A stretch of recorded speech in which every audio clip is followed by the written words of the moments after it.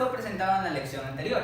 Para ello tenemos tres transistores, una configuración de resistencias y su fuente de voltaje.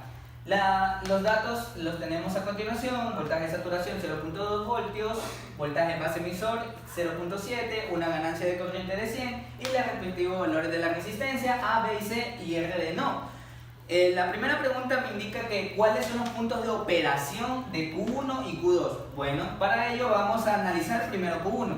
Q1 básicamente está en corte. ¿Por qué? Porque no se encuentra ninguna fuente de voltaje donde circula la corriente de base. Aquí está la corriente de base y esta es la corriente de emisor. Entonces, por lo tanto, si la corriente de base es igual a 0, nos encontramos que Q1 se encuentra en corte. Ahora bien, para analizar Q2 vamos a asumir que está en zona lineal. ¿Qué es una asunción de zona lineal? Es cuando la corriente de base, la corriente de emisor y la corriente de colector son mayor que 0 y el voltaje colector-emisor tiene que ser mayor al voltaje de saturación. En este ejercicio el voltaje de saturación es de 0.2 voltios.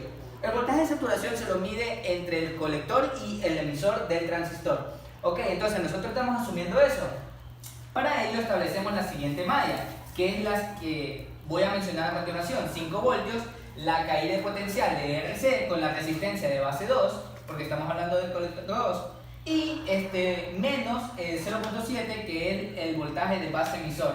Entonces encontramos una corriente de base 2 que es de 716.67 microamperios, lo cual me indica que es mayor que 0, por lo tanto nos encontramos todavía en zona lineal, pero aún no lo podemos concluir. Ahora, decimos que la corriente de base 2 es similar a la corriente de base 3. ¿Con qué objetivo? Para poder determinar una resistencia D tal que el transistor Q3 esté en zona lineal, que es la segunda pregunta del ejercicio. Ok, entonces, establecemos la siguiente malla para ello. Establecemos la malla de aquí, lo cual tenemos que voltaje 5 menos la caída de potencial de la resistencia B, aquí circula la corriente de colector del transistor 3, menos el voltaje colector emisor, que es del 3, y menos la caída de potencial de la resistencia D, que lo vamos a denotar como voltaje de la resistencia D, y todo es igualado a 0. Ahora bien, vamos a tomar el estado crítico de la resistencia D. Para ello vamos a decir que el voltaje de resistencia D va a ser igual a 0. ¿Por qué? Porque yo necesito determinar algún valor de resistencia para que este transistor esté en zona lineal. Entonces yo voy a decir que el voltaje RD es igual a 0. Por tanto, resolviendo la siguiente ecuación, determinamos que el voltaje colector-emisor 3 es negativo. Entonces, si nosotros volvemos a la ecuación original, sabemos que para que esté en zona lineal, el voltaje colector-emisor 3 tiene que ser mayor que 0.2.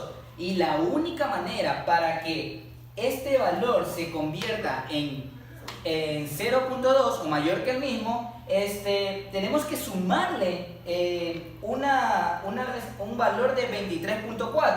Entonces no existe resistencia negativa, no es una resistencia comercial.